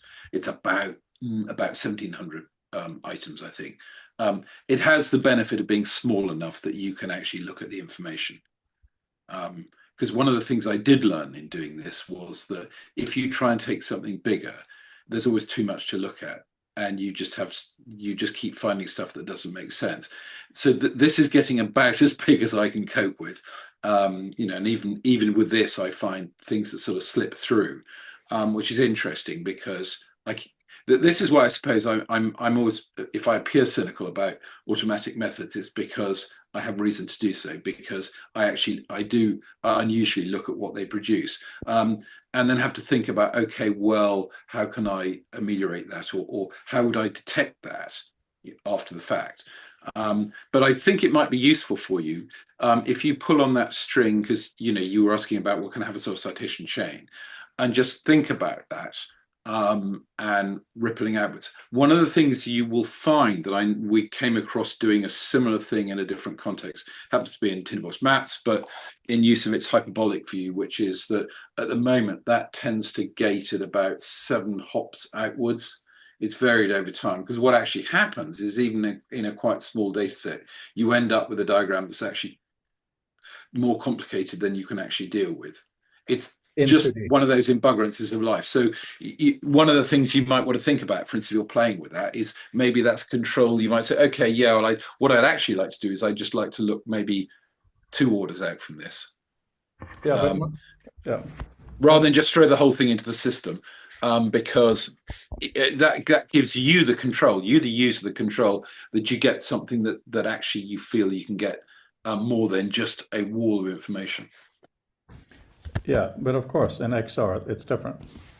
And that's, of course, an opportunity that we can look at. So I have Well, a thought here as well that I wanted to add on to that. So like starting from two orders out, there could be like a narrative, like guided maybe. So it zooms in from like the extra layer out, and maybe there's like a librarian NPC that tells the user like, hey, like let's look at the founding of the meta library documents or something like that. And like it'll like zoom in and like it would guide the user towards, maybe this goes a little bit like fantasy in the future or something. Maybe not, who knows? But like it zooms in on this document that you want them to read about the project. And like maybe you can also like the names that are also listed in this thing as well. Like you can like click on them and like the user can click on them and find the profiles, but the guided one might bring it towards your letter, and by clicking on your name, and then it just literally like rings your phone, and then you can talk to them in the moment and get their feedback on the experience. So they have this sense of the social connection to the living documents. What's the URL for what we're looking at right now? It's in the chat. One thing I'd note is that it actually works off Node and Edge tables, annoyingly. I did have a run. I've got the information that uses in JSON, but it's beyond my minimal JavaScript skills to work out how to recreate what's there from the JSON. If that could be done, that would be even more powerful to my mind, because I was just typing, but I could say it. One of the things here is, of course, we're looking at stuff is a bit dry as dust because it's just academic info, it's citation stuff. It looks broad, but in your mind's eye, just consider that could be anything. So the stuff that the words you're seeing in the boxes could be a completely different set of information per knowledge object in there, and that's why I thought it might be quite interesting. And obviously, you could put that into a three-dimensional plane, and you'd be able to do something with the z-axis. I mean, one area I do think that seems counterintuitive, Ray, use of a z-axis, is rather than it being actually attached to a particular strand of the data, is that you allow the z-axis to be mapped dynamically to a different thing. Because why so? Because we have a fairly good sort of cultural handle on like sort of two-dimensional arrangements. We've been doing that for hundreds of years. But being able to then switch some of the stuff to give it this extra angle, it's like a primitive form of graphing, but it happens there in front of you. It's quite dynamic. And you can always, you could either pivot the environment, or in this case, you'd have to walk around to the side, but you can actually, then you can see basically, you're looking along, actually orthogonally along the, I'm getting that wrong word, but you're looking along the X and Y axis, but what you're seeing in front of you is the Z axis. Yes, and by the way, would you guys prefer we start half an hour earlier for these meetings, or is the time we're starting now okay? No major screaming. Okay, fine. Mark, the thing I think is really useful to think about is not what you see before you, but what you can walk into. Doesn't negate anything you said, but it's just that slight difference of having full free locomotion within this deep knowledge space is really fascinating. XR sitting down, XR standing up, XR walking, entirely different experiences. Yeah, the challenge I found with that is making enough space. I live some little stuff in this house. So if I had an XR room, yeah. The practical part of it is that it turns out that I sort of don't. So my again, pragmatism creeps in here. So I don't in any way reject the notion of actually being able to stand in the information, do something that's not interesting and enjoyable and has a thing. Practically, and I think of pretty much any place I've worked, I wouldn't be able to do that. So that's that's something to sort of consider, whether we're going to have to all have our own little XR pods or something. I'm not talking about full XR rooms. That is a difference. But even in a normal sized office, to be able to just at least a little bit go into it. But yeah, I absolutely agree. But you could, I mean, in fairness, it's not all or nothing. So, for instance, there's nothing to, there's not, you know, one practical way around that is you have as your primary intent as you're doing it at the moment. You see the space that, in a sense, you walk into, but you might, for instance, be able to, you might give yourself controls that you might say, look, I just want to pivot the whole cube, for what it's term. I just want to pivot that whole frame that contains this information round by whatever axis, so I can see it, because my room is not physically big enough for me to walk to the end of the data. So you can I think you probably can pragmatically have both, and that doesn't in any way, I think, I don't think that problem of space has to be as limiting as it sounds. But it's something to bear in mind. I mean, Brandl did that with Bob Horn's mural. You know, you pinch and then you move the whole room. Yeah, absolutely. No, I'm not saying we should negate that. But it is a different thing. Now, the thing is, looking at citations, like if you, Mark, were to use an XR setup and link specific documents together and annotate them, you could do a phenomenal web for someone new to our field, for instance, a curated set. To provide necessarily the whole thing may or may not be valuable. And I think you're right. I mean, because this is something I constantly find myself looking at. I work in a field where it's only sort of 50 years old, and nearly everything in it is gone already. Yeah, that's sort of how bad the fall off is. And so I'm constantly thinking, yes, it would be useful to annotate this. The chicken egg problem is actually having a tool, be it in 2D or 3D, that's good enough to start doing things. So at the moment, I'm using existing robust knowledge tools, because I know they're not going to fail on me. They don't give me everything I want, but what I can do is, so I take the approach, what I'm doing is I'm assembling the metadata, which at a later point, a cleverer thing can use, thinking ahead that, you know, if you're going to display this, I'm going to need to know the following facts. So that's the way I do it. So it's an abstraction process that gets around the fact that we don't have the interface we want at the moment. That makes sense. Safari, just to reflect on your requiring space, the thing is, you know, in a TV show, the murder wall with lots of pictures and red string, it's always red string for some reason, you got to get up to really use it and to walk around. I accept that a lot of offices don't have a lot of space. So I think what Mark said about combining, you know, sometimes you do move the whole space or whatever, is probably the way to go. But the real benefit, and it's really funny, but if you go to our Future Text Lab website and look back at some of the music generated from our meetings, it keeps referring to being in the knowledge. It comes up through these prompts, and it's really fascinating. We're really looking at that, and we're beginning to understand some of what that means. And I think that's what I was pushing on first with this spatial letter. I mean, I wish the work we've done over the last 2 years would allow us to have easily this letter in XR, but we were doing different kinds of experiments. So this is a bit of a catch-up. It's a bit desperate, but I think desperation is the kind of mother of invention or some kind of thing. And even if it turns out to have an XR version of this letter at the end of the month, and it's a bit rubbish, it's something to pivot from rather than to have unknown. So it's okay. Yeah, I thought one thing that I find really interesting with the XR, so it says there's absolutely no doubt. For instance, when you showed the latest demo of the sort of Apple Pro experience of the author map, there's absolutely no doubt that the sense of fidelity and the crispness definitely has a certain something. It is exciting, if only because it's something we haven't had before, and you can imagine your mind's eye the same thing without all the nice sort of, you know, crispness. But another interesting thing that this is sort of swimming into focus is that, and this goes back to this thing of sort of knowledge tools, is where it gets challenging in an unexpected way is, I think, the closer we get, because often what we're doing is we're taking an incredibly complex picture, which we have in here, and actually trying to put it out there.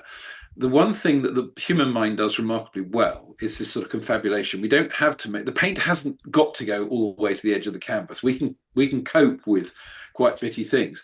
The problem is our own partial pictures map by and large rather poorly with other people. So we go through this sort of awful bridge of sort of formalism, so that what you've got is what I've. So we sort of have that. And the funny thing is, so the more we expose this, so we now put another dimension onto the way that we're sort of showing this understanding. In a sense, the more challenging it gets, because the greater the fidelity of what we look at, the less the fidelity often I get in the sense that it is in here, or it's not if you want to do it for more than one purpose. So it will work very well as a mental palace for one person. But if you want to do it as not so much a multi-user space, but even as a shared space, so I take this thing that I made and I show it to somebody else, there's a challenge. And in saying it's a challenge, I don't think it's a bad thing. I think it's just a challenge that really is the real one in front of us. Who here is on a Mac? Peter, Safari, Astral, are you Macking? What? Peter? Astral. Okay. So the rest of you then, Peter, Tom, and Mark. Your job today and tomorrow, Windows, Linux, yeah, fair enough, is to go into Author and make a map. Okay? If you absolutely hate it and you email me saying I'm being very cruel asking you to do it, that's fine. But let's say Mark has been tasked with introducing a person to our community, Hypertext. Right, Tom, for the work you're doing, Peter, for the work you're doing, which is obviously also very hypertext. The fact that it's not me may be very valuable. So if you do that, I will take it into the headset, the map you make, and either live with you if you have time, or as a video, I will interact with it in there. I suggest, if you actually want to be doing it, don't put any citations, because we don't have the proper metadata workflow for that. No, I see. Tom, yes, you can have till Wednesday. Mark, I know you're too busy, but I know you're going to do it anyway, because I know you too well. You may not do it now, but at some point, because you're just too brilliant at that. Because the whole thing of when I started doing Author, I made Author for my PhD. Mark pointed out that you would do a mind map type of thing probably at the beginning of a project. You wouldn't necessarily use it so much during the project. So if you guys feel like mapping out something you're working on, then when we look at it in the headset, we can start asking the question, is it a waste of time or is it useful? Right? A lot of I'm afraid not. Author only works on Apple devices because I use the iCloud for sync, so iOS, Mac, and Vision. And that's not ideal at all. When we all write notes, something really cool, a bit of knowledge we've learned, put it on Obsidian or whatever system we're using, at a certain point, it gets kind of mushy, doesn't it? I mean, how useful is it in these maps? We can start experimenting now in XR. How we do the lines. Does Author import any of the? I'm sure there will be a mind map interchange format. I don't know what it is, but there are a sufficient number of mind mappers, all with their own large individual communities, that I would imagine there must be something. I would also imagine, therefore, if people who don't have a Mac probably made a mind map or a map of that sort, space boxes, then probably you'd be able to get something out that you could pull into Author. Yes, that's not something I'm going to do now. Next month is going to be a full month of focus on Author for Mac. There are some issues that Author needs to have done, like better tables and all of that stuff. Peter, I say the walled garden is real. Yeah, the walled garden is absolutely annoying. And that's why it's so important that this data can move around. Mark, the formats you're talking about, I haven't found anything really useful. They tend just to be hierarchical lists. And this is partly why I think it's so important to have a super simple spatial format. Yeah, because mind maps. The fun fact: if you make an outline that only has one root node, and you draw all the first tier objects in a radial pattern, you're making a mind map. So it's not that radical. So it's just an outline. And in fairness, and I don't see this in any way as negative. I more and more actually see author as being close to an outliner, and that's how that comes about is how you've genuinely taken on board a lot of what Doug was doing, because NLS was essentially, the journal was basically a form of outline, and again, not a bad thing. People diss outlines, I think, wrongly, partly because you need some canonical form to hold all your information. If you're going to put it down into some permanent medium, store it as a file, you're going to need some way to store it. You can't just have a thing that's a bag and you just put all the crap in and tie it up. I mean, that's how we'd like to think of it, but it's got to have some structure. So often, it's an outline, even if the outline is basically a container full of, N thousand things. It's probably not the best way to do an outline if that's what you wanted, but it still works as a metaphor. So that also, I think, is interesting. And that's why, mind maps and outlines are just different view specs of the same thing. Absolutely, and I also see Peter Dimitriou saying outliner and XR would be useful. So here's the thing. There was an earlier comment on looking at catalogs and large volumes of information. One thing, both Safari and Astral, who are the newbies there, in the community, we have vacillated a lot between what's in a document versus what's between documents. What's 1,000 documents like versus how to deal with one. And that's why I'm now trying this year to do monthly projects, because then we don't have as much creep. So that's why right now we're looking at one document. We should absolutely, when we get to next month or whatever we'll decide, look at how to do a ton of them. They are view specs, yes, but Mark, even in a perfect, super smooth XR environment, I can't imagine that it would necessarily be better to read an outline of a document and then drill in. I've been experimenting a lot, as you know, in author's outline. No, I know you're not proposing. Sorry, yes, doing the outline, showing it. I meant just as essentially as the underlying data structure and the interchange. I mean, in fact, all the stuff we were doing with Fabiancing, essentially, although I was using JSON, actually was an outline, because you have a top level list, which is essentially your outline root object, and you can think of the JSON. You could regraph the JSON that we were using there as an outline. So I'd separate the notions of, in a sense, an outline and outliners, which are sort of more the user interface aspect. That was me agreeing with that. I mean, here in author, and sorry, I'm in dark mode right now. It's a bit odd colors. In fact, let's just make it something. Something like that, right? As you know, at least, Mark, if you click on outline, anything that was in this kind of highlighted yellow bit shows up. So the idea of that is based on Doug's notion of showing first sentence of every paragraph, which it doesn't do, because that isn't necessarily the most useful bit of the paragraph. And then, of course, we have, oops, what happened there? That's exciting. We have keywords, which are shockingly non-useful. And of course, there are some citations, so here you can see what's cited. So these are different outlines of the software. And yes, outlining when you're writing is very different from outliner when you're reading. So Peter Dimitriou, you're saying get that intuition in graphical form rather than AI text, or podcast form, whatever knowledge summarize works.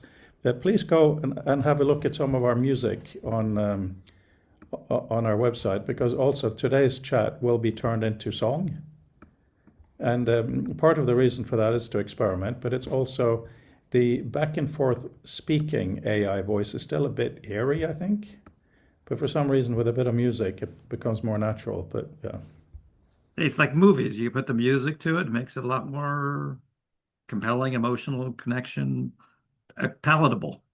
It's the salt and pepper you put on the Yeah. words, the food.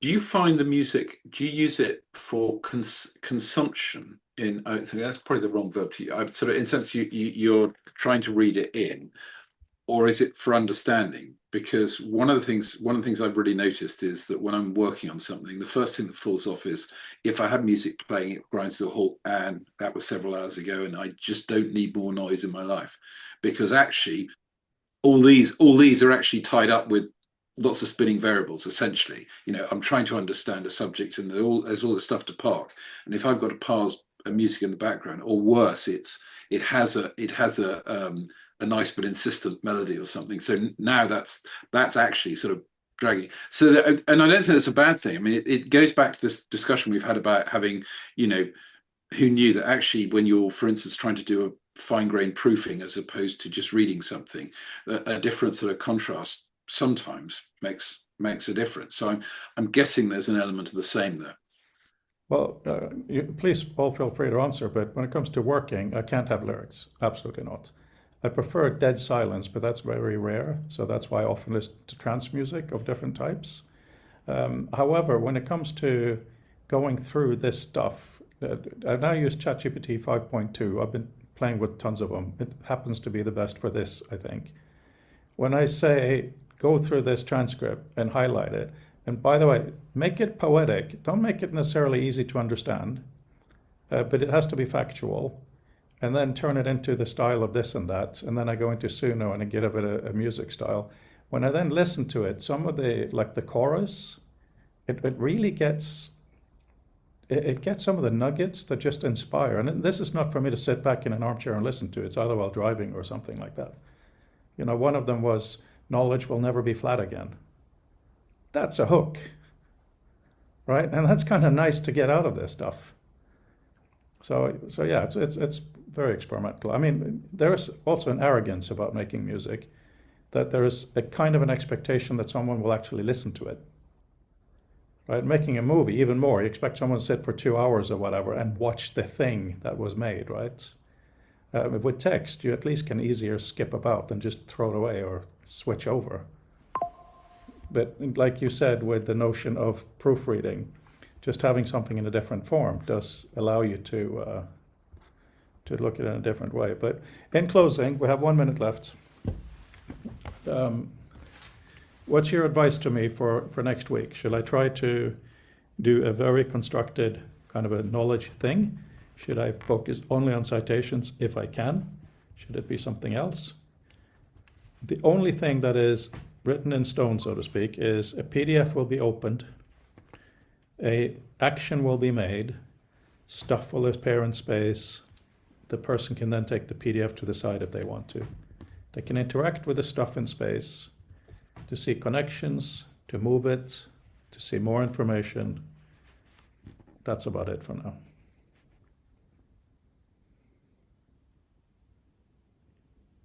What, as Edgar used to say, what do? Yeah, Mark.